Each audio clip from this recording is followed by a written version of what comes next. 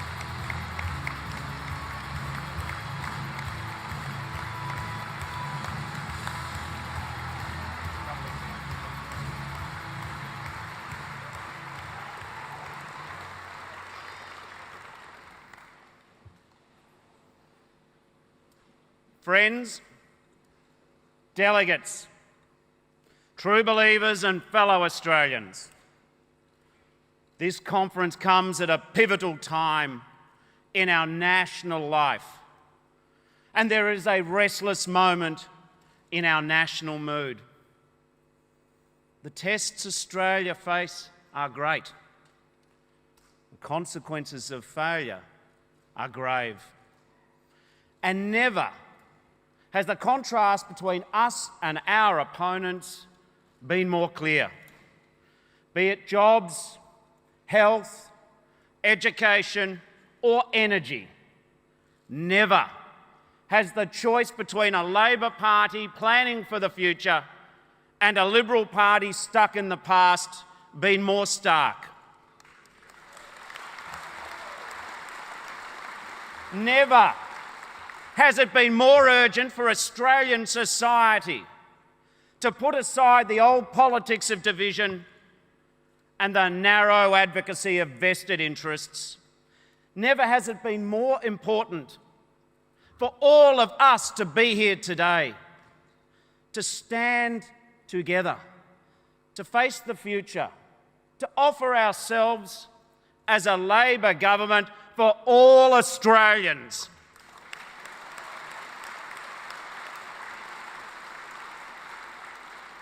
I acknowledge the traditional owners of the land on which we meet.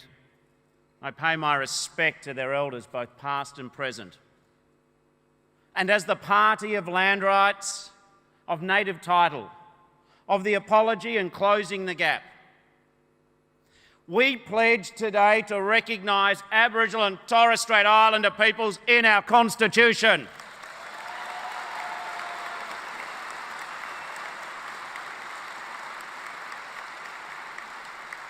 We will accord the first members of the Australian family an overdue place of honour on our national birth certificate. And alongside new, meaningful words of recognition, let us bring new energy, Labor energy, to building a better future for the first Australians. A brighter future of better schools, of safer communities, of longer, healthier lives, and greater representation as Labor candidates and Labor members of Parliament.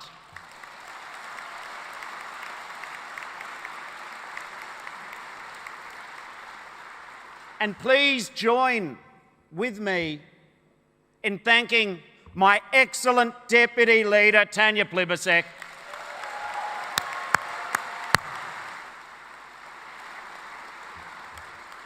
and to all of my remarkable Labor team, thank you. Thank you for your unity of purpose. And I'd like to make it clear, I'm happy to have you on Q&A anytime you want to be on it. I also wish to acknowledge all the members of Australia's trade union movement here today.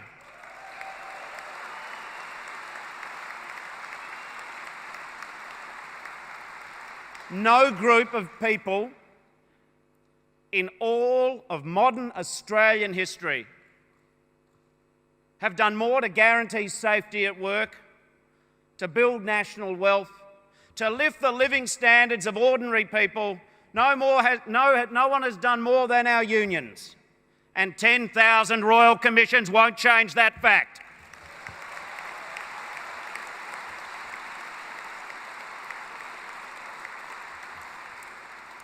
Delegates, in our 124th year, we gather in the best democratic traditions of our movement from all across Australia and from all points of the party's compass. We come not just to shape a new Labor platform, but to meet the test of a new Labor generation. A generation that has learned the hard lessons of the past. A new Labor generation, ready to serve and ready to lead. Today we pay tribute to legends that have passed, lifelong apostles of our cause. Tracker Tilmouth from the Northern Territory.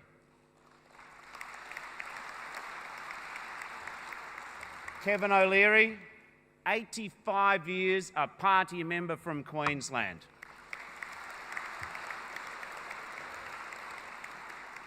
We are the poorer for the passing of our pioneering premiers, Neville Wran, Wayne Goss and Joan Kirner.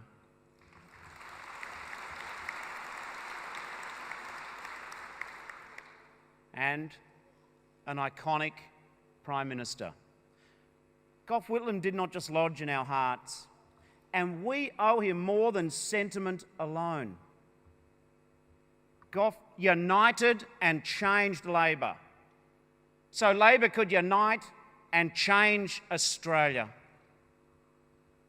And we must carry on the work of party reform at this, our 47th conference, rebuilding Labor as a modern party to serve a modern Australia, more accountable, more democratic, and more clear about what we believe and where we stand. Today our party is easier to join, and thousands more people from all walks of life are doing just that. More members who have more of a say in our policies, candidates, and party leaders. But we are not here today to talk to ourselves about ourselves. Instead, we gather here to speak to all Australians. As Gough Whitlam said 43 years ago to a packed hall in Blacktown on a hot November night, elections are a choice between the habits and fears of the past and the demands and opportunities of the future. The habits and fears of the past, or the demands and opportunities of the future. That is the choice our nation faces. If we are bold, if we are smart, the moment is there for Australia to seize. We can build an economy where growth is strong, where prosperity is shared, and opportunity belongs to everyone. But for the last 2 years, Mr. Abbott's Liberals have got our economy wrong.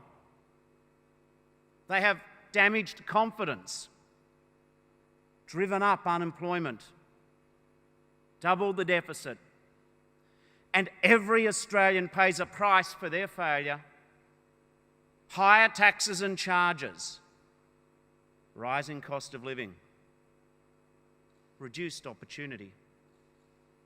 Labor understands fiscal responsibility. We are prepared to make the hard choices and back fair savings. But Australia's economy requires more than confidence-destroying cuts. At the end of the mining boom, with the seismic changes to our terms of trade, with the world's biggest middle class on our doorstep, amidst the disruptive and creative forces of digital revolution, and with 2 generations of Australian retirees alive at the same time for the first time. Only Labor understands the economic remedy that our nation needs. You know it. You do it every day in your workplaces. Increase growth and jobs through boosting productivity. This is not the politics of the soft option and raising the GST. Productivity and growth and jobs is hard economics. Modern Labor believes in the operation of markets, in competition and profits. We do understand small businesses, indeed all businesses, are an essential part of our prosperity. We would work with business. We understand the mutual interests of employers and employees. We are, in the House of Labor, the builders of consensus and the practitioners of cooperation.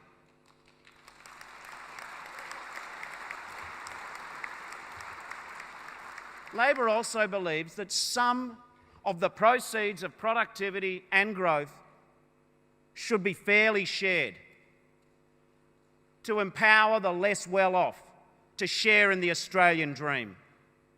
We always have.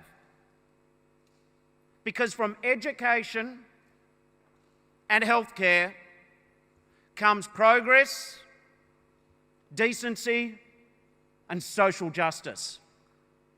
This is why a Labor government, a Labor movement, all of us, are committed to delivering growth and productivity.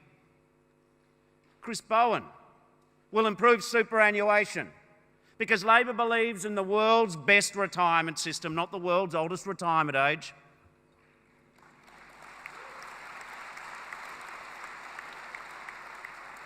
Jenny Macklin will fight for fair pensions because we believe there is dignity in impairment and dignity in retirement. Kate Ellis will support schools and childcare so every Australian child gets the best start in life. Sharon Bird will back public TAFE because the pendulum has swung too far to private providers of questionable quality.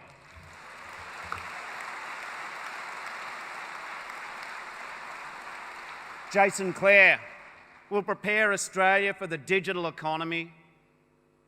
Anthony Albanese will end the bickering over infrastructure and restore support for public transport because Labor believes in livable cities.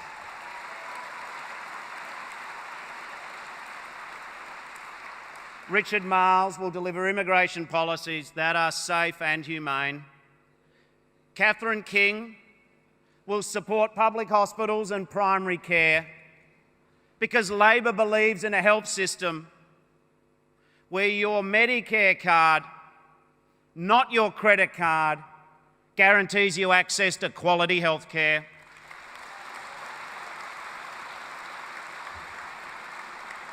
Kim Carr will reverse the deregulation of universities because the opportunity of higher education should not cost $100,000. Tanya Plibersek will uphold Australia's reputation as a good international citizen. Joel Fitzgibbon will be the strong voice that regional and rural Australia serve. In fact, my whole team, Burke, Newman, Gray, O'Connor, Dreyfus, they will deliver for Australia.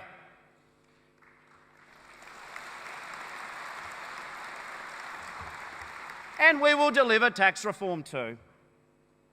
It's just that Labor would rather see foreign multinationals pay their fair share than Australians who earn the least paying more GST on the things they need most.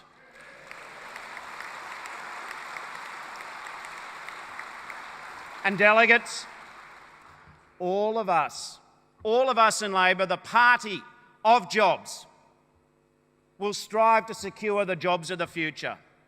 We will back in the startups and the entrepreneurs. We will help advanced manufacturing grow and high-quality services flourish.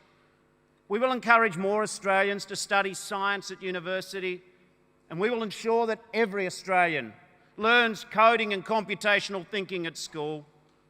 We believe Australia can win in our region on our terms, not as a low-wage nation doing low-skilled jobs, but as a smart, safe, skillful, fair-wage country where no Australian is expendable and every Australian has the chance to fulfil their potential.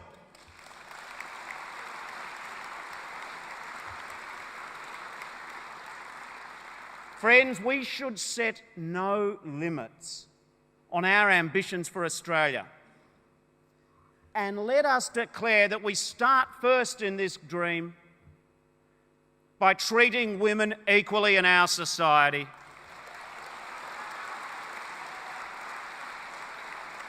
In opportunity, in pay, in leadership, and in politics.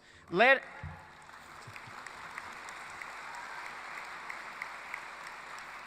us eliminate completely family violence from our national life.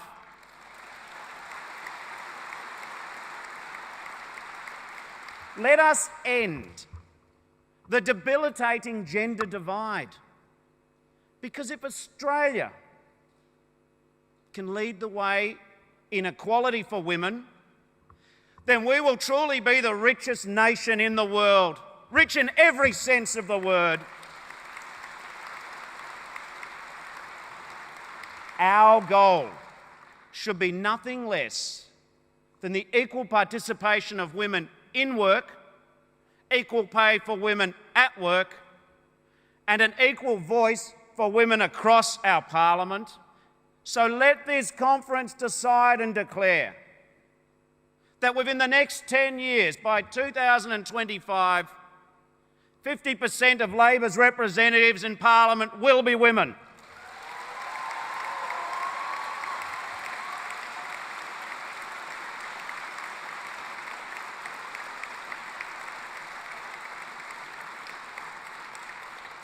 It is only in a society where men and women are treated equally can the true potential of women and men be achieved. And delegates, creating the jobs of the future, guaranteeing long-term prosperity, ensuring Australia competes in the world must begin with tackling climate change.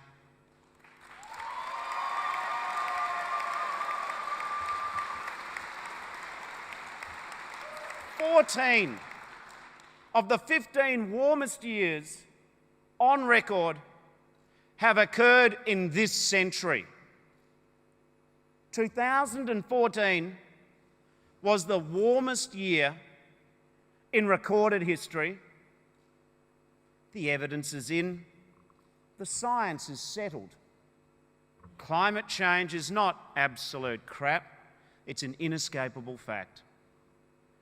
And if we take a do-nothing approach, there will be more extreme weather, more severe storms, more aggressive fires, more dangerous floods, longer and more damaging droughts. Our farmers will face greater hardship. Our coastal homes will be invaded by rising seas. The infrastructure cost will be hundreds of billions of dollars. Delegates, we can build flooded cities once every century. We can rebuild fire-ravaged bushland regions every half century, but we cannot do it every decade. This is not a price the next generation of Australians should have to pay because of the delinquency of the current government.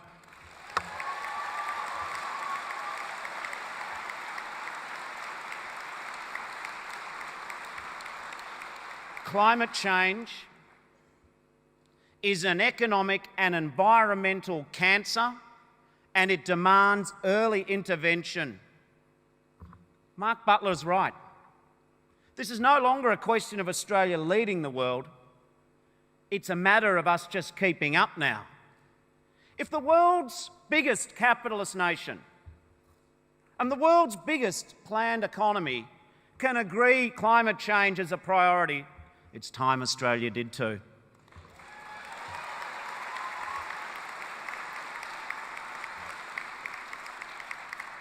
Mr Abbott's Society of Flat Earthers talk a lot of nonsense about Labor policies, but they're right about one thing. There is absolutely a clear-cut choice between Labor and Liberals on renewable energy.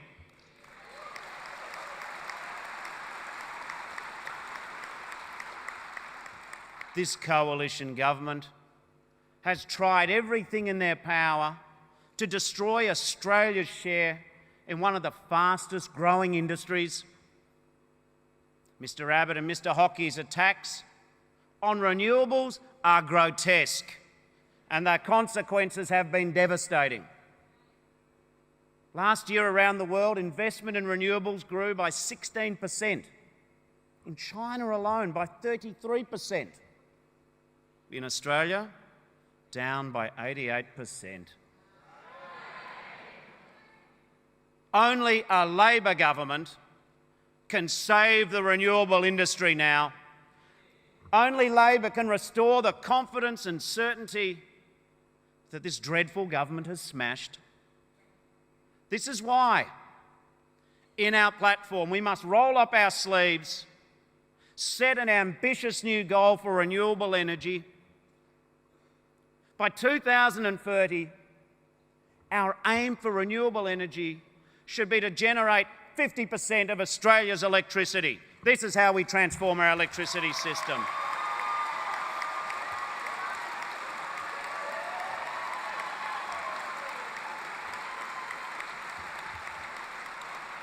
This is how we will build a new industrial landscape and deliver a clean energy future.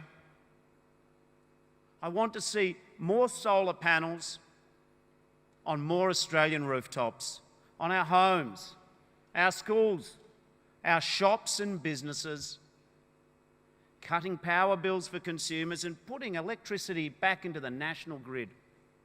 I want us to develop and apply battery technology so power from solar panels can be stored in our homes more efficiently. I want more Aussie farmers earning more money by the opportunity of putting more wind turbines on their land.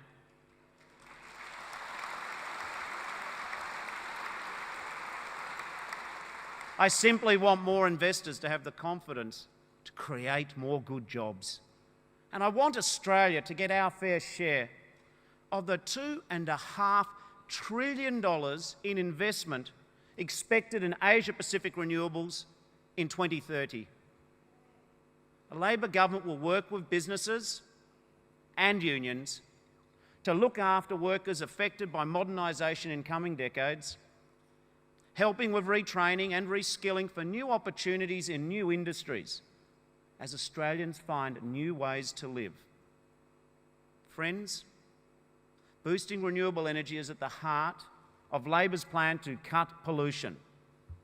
And instead of giving the big polluters fistfuls of taxpayer dollars to keep polluting, Labor will cut pollution with a market solution. See why I like her? 1 billion people, more than 40% of the world's economy, have already embraced the opportunities of emissions trading schemes. We must give Australian businesses the opportunity and the leadership to engage with this global market. This is the promise I give Australians today.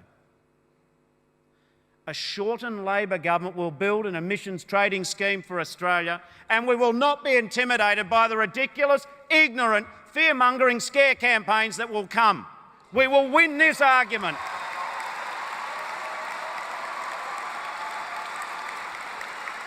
The future requires us to lead.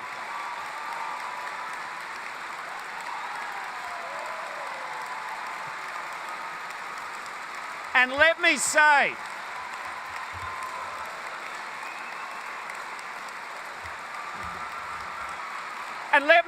this to our opponents in words of one syllable.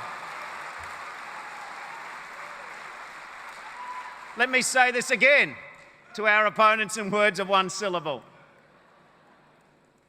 An ETS is not a tax. And if Mr. Abbott wants to make the next election a contest about who has the best policy solution for climate change, I've got a three-word slogan for him. Bring it on!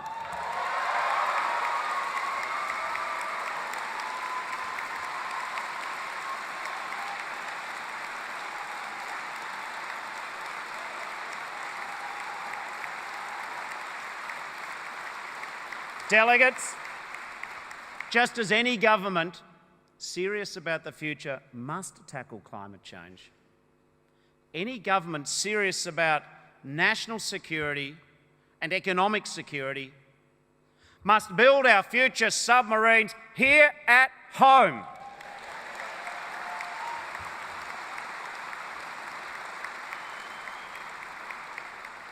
As Stephen Conroy says, building the next generation of submarines in Australia is the opportunity of a generation. Transforming our manufacturing sector, spurring innovation, driving job opportunities for skilled workers, pumping billions of dollars into our economy.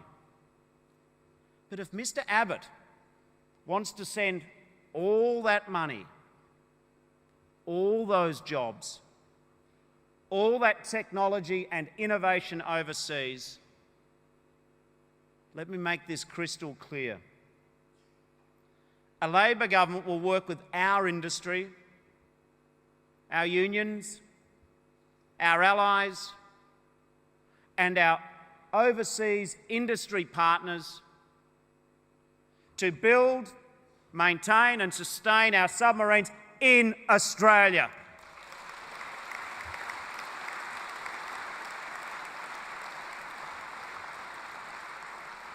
Delegates, spearheaded by Penny Wong, Labor will fight for the best quality trade agreement with China for Australia. We are strong in our belief of the benefits of trade liberalisation in new markets, free trade and new job opportunities, but we are equally strong in upholding Australian safety standards, Australian wages and Australian jobs.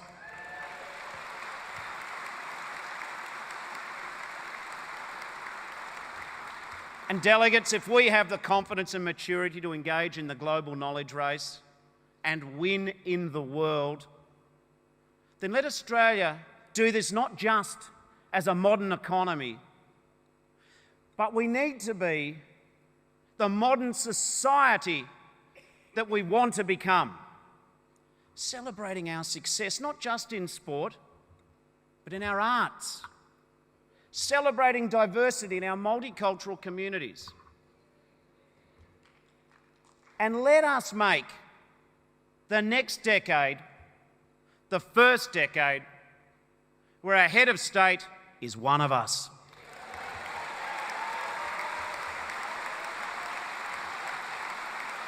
We can be an Australian republic with an Australian head of state. And furthermore, we can be an inclusive nation where marriage is not about gender, but two people who love each other above all others.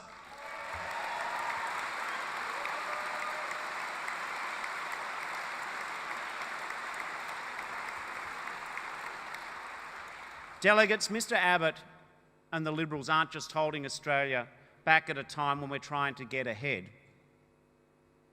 This erratic, indulgent government, with their knee-high hopes for Australia's future, are trying to drag Australia in the wrong direction. Mr Abbott is a throwback to a world that doesn't exist anymore, if indeed it ever existed. Out of his depth and out of touch.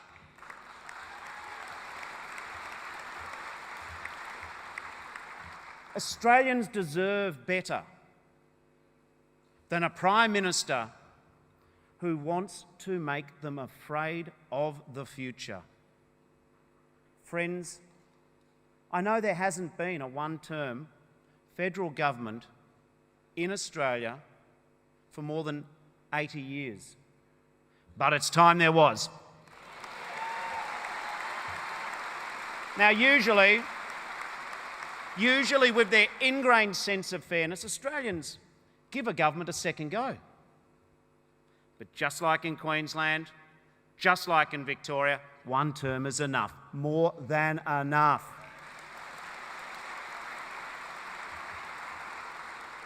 The country we love cannot afford another 3 years of cuts and chaos. We cannot afford the destination that Liberals have in mind. We cannot afford more cuts to the pension, more attacks on Medicare, more cuts to schools, hospitals, veterans, carers, universities and TAFE. Australia cannot afford the lesser future that Mr Abbott wants for us. Our country is bigger, better and braver than this. Delegates, my first job in the Labor government was as Parliamentary Secretary for Disabilities.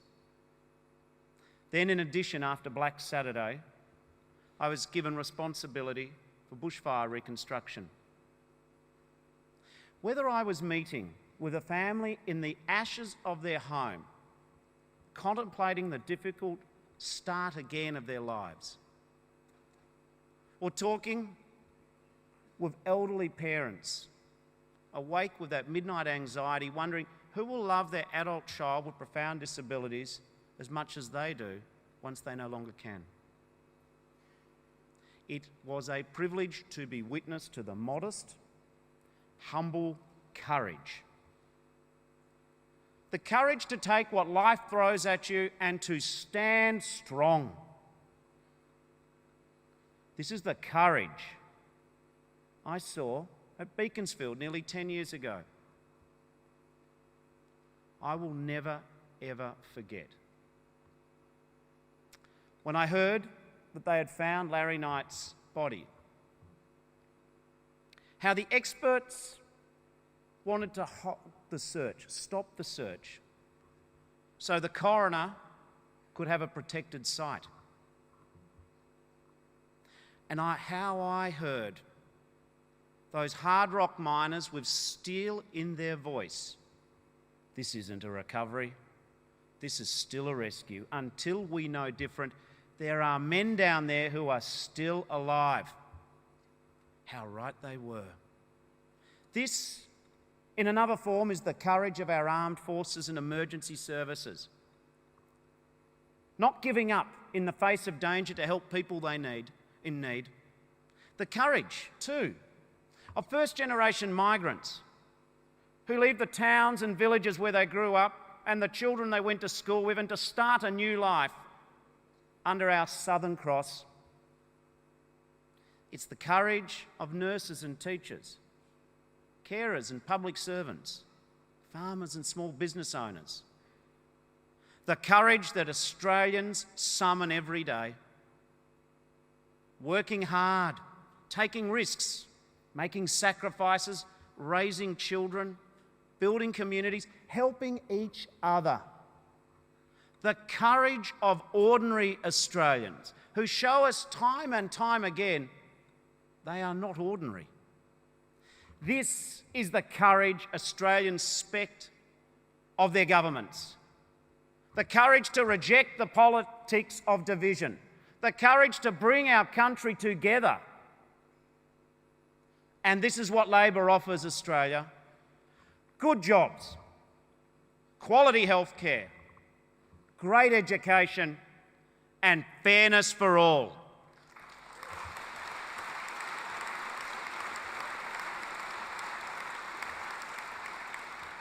And we do this together.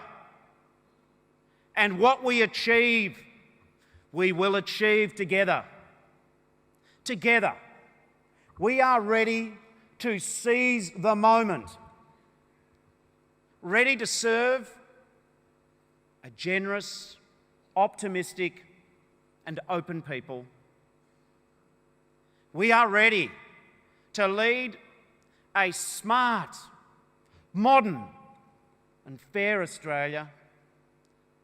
Ready, friends, to advance Australia.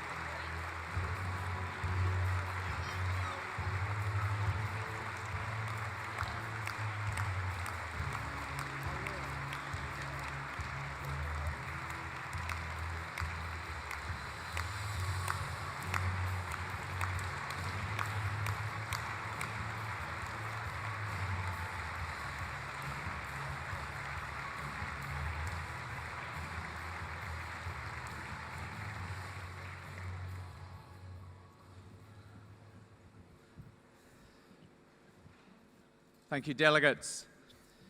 Well, thank you, Bill, for that inspirational start to conference. Formally, that's Bill moving Chapter 1 of the platform. Can I ask Tanya Plibersek to second Chapter 1?